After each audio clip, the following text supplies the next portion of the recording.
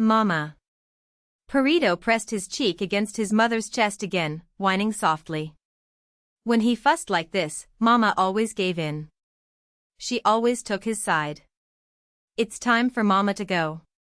Perido, can you count to 500 correctly? She pushed him back gently but firmly. Startled, Perido looked up at her face. When Mama called him Perido, not baby, not little one, it meant he couldn't argue. It meant he had to obey without question. Her black eyes gleamed in the darkness, demanding a promise. Aha. He nodded before he could stop himself. Good boy. My clever little one. She cupped his face in her hands. Once you reach the secret room, don't go outside under any circumstances. And don't let anyone in. Until when? Until Mama comes for you. Perido's eyes widened. He stared at his mother with sudden, desperate hope. If Mama said it, then she would come. She would. Mama always kept her word. Okay. His voice grew stronger. I won't look for my sisters. I'll wait for you. So come quickly. I will. It's a promise. She extended her little finger. Perido hooked his own around it. Mama's smile was dazzling, not quite the same as usual, but still so beautiful. Yes. She pulled him into a tight embrace. And not a sound, she whispered against his hair. Hide in the closet and sit quietly. I will. Like hide and seek, I'll be so quiet. I'll hide in the closet and won't make a peep. That's right. Her voice was warm with pride. My baby always listens to his mama. She paused. Her fingers stroked his head, gentle, tender. And if Mama is late for too long. Her voice dropped lower. Only one person is allowed to open that door. Who? Perido blinked. Sister Daya? Mama's hand continued its slow, soothing rhythm through his hair. No. Her whisper was fierce with something he didn't understand, something that sounded almost like pride. Duke Vines. Duke Gerald von Vines. Your maternal uncle. He will find you. He will protect you. Duke of Vines? Yes. You must remember this name, my little one. Perido sobbed, then froze, terrified by his own sound. He clamped both hands over his mouth and sucked in a shuddering breath. At that moment, footsteps. Perido curled tighter, making himself as small as possible. A snail retreating into its shell. Gerald climbed the bell tower stairs as confidently as if the path were lit before him. A small heart, faint, fragile, began to beat somewhere above. A child who, in a place where no one would think to look, was trying desperately to swallow his tears. Gerald's steps quickened. He reached the highest landing and moved toward the sound. His foot found the obstacle first.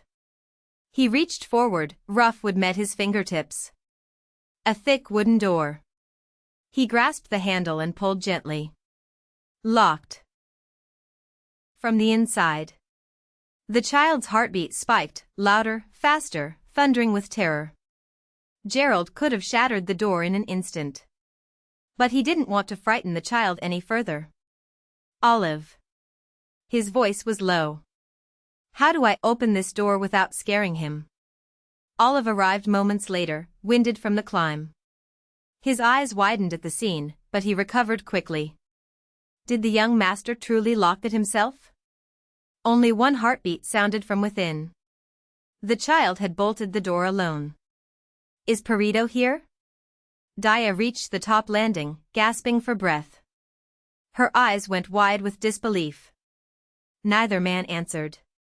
Without waiting, she pushed past them and planted herself directly before the door. Perido. Perido. Are you there? It's me, Daya. She pounded desperately against the wood. Perido. Answer me. Perido. Inside, the child's sobs, audible only to Gerald, grew sharper. But even hearing Daya's voice, the boy did not move. Perido. Please. Her voice cracked. It's your sister. If you're there, just say something. Perido. Silence.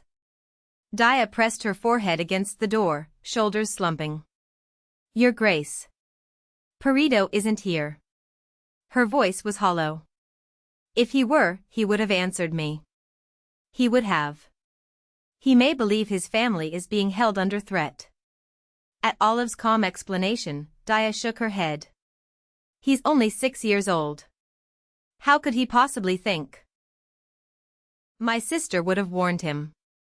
Gerald's quiet words silenced her. He remembered Monica.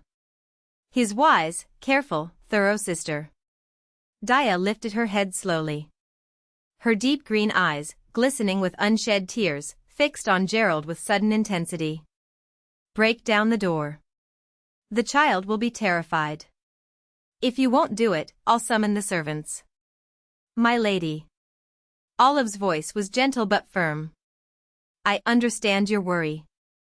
The young master is undoubtedly frightened beyond measure. But I believe we should give him a moment. I've never seen Perido come here. Daya's voice wavered. Are you certain he's inside? Tears spilled down her cheeks.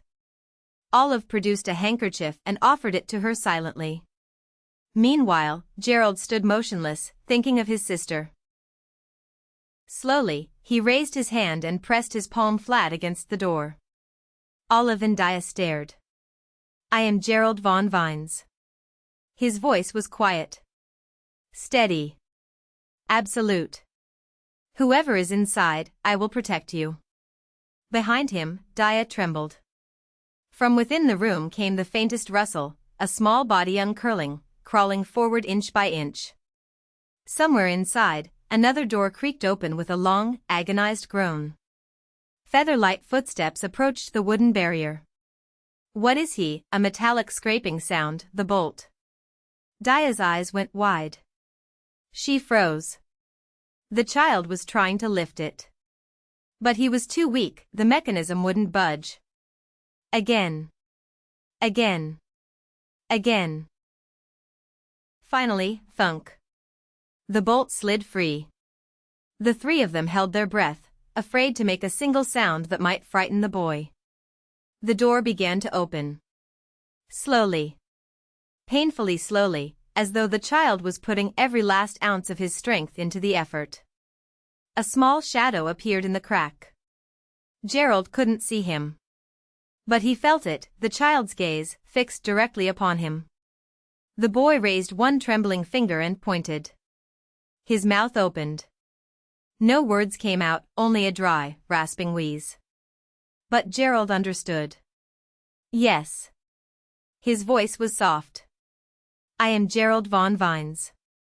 Daya saw her brother's face, gaunt, hollow-eyed, ghostly pale, and her heart shattered. Perido.